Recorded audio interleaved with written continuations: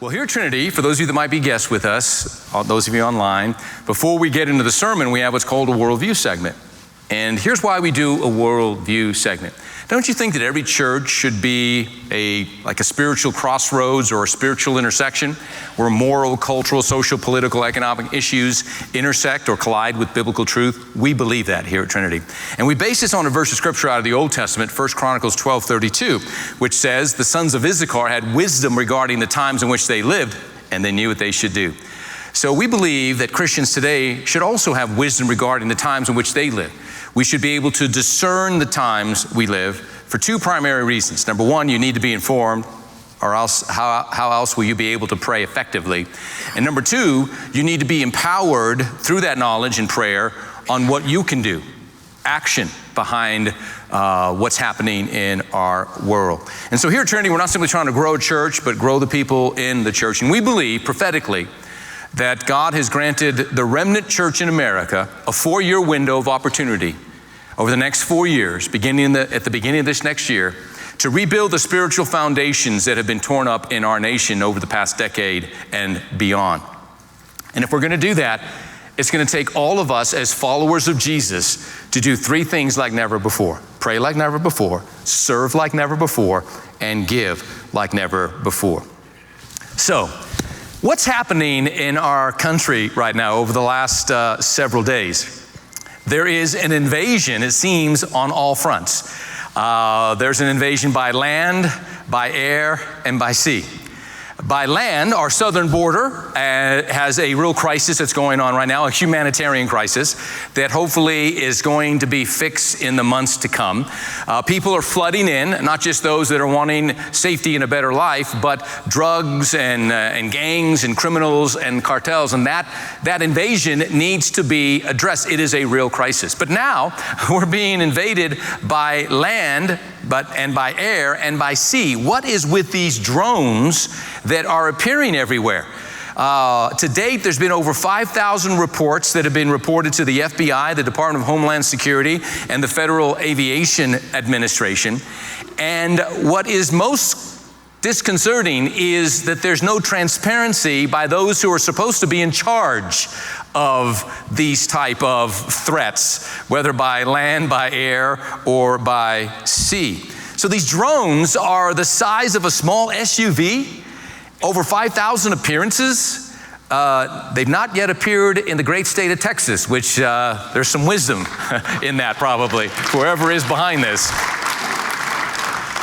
But, some think, of course, they think maybe it's Santa's elves. They're doing a beta testing on the new delivery drones because, well, the reindeer are on strike this Christmas season. That's not a likely scenario. Others believe it's Amazon. They have drone delivery now for pizza, and it's just getting a little out of hand. We do know that the way these drones, as sophisticated as they are, and how they are multiplying and coordinating their movement, we definitely know the government is not behind that. All right, enough with the jokes. Joel 2, and then requoted by Peter in Acts 2, says that in the last days there will be signs in the heavens above, wonders in the heavens above. We don't know what's going on, and that's what is most concerning, because a nation is sovereign based on the protection of its borders and the protection of its sky. And right now, we're being invaded by these drones, and nobody has an answer for us. Now, there are many theories of what's going on. The Pentagon is saying, we don't know what they are or where they're from, but there's no harm, right? There's no reason to be concerned.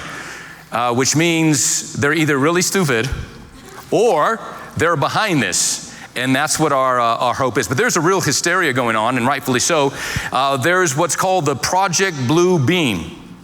It's a conspiracy theory dating back to the 1990s. Some claim that this Project Blue Beam is what's taking place now, and it claims that global elites, including government agencies and military organizations, are planning to use advanced technology to stage an alien-like event in order to manipulate the world population. That sounds far-fetched, but that's just, hey, in the absence of good information, people make up their own.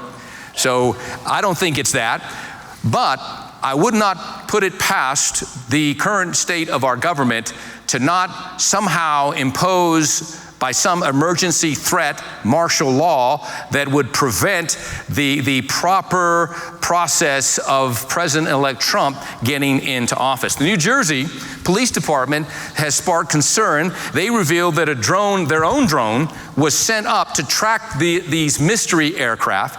And according to their words, it was easily evaded. Their device disappeared in the pursuit of this drone.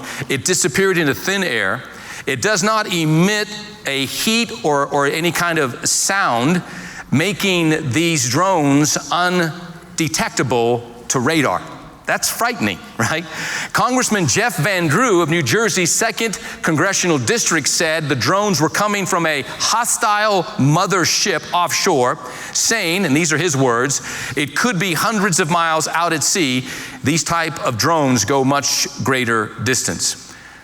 Most common sense people are hoping that this is a classified exercise, that it is our military that's behind it. And if that's not the case, then we should be quite alarmed. And because a nation is only sovereign by its borders it defends and the air space above it, we as citizens must be outraged and we must demand that our government give us answers. We're not just going to idly sit by and allow this to continue to happen. That's not the type of country that we are living in.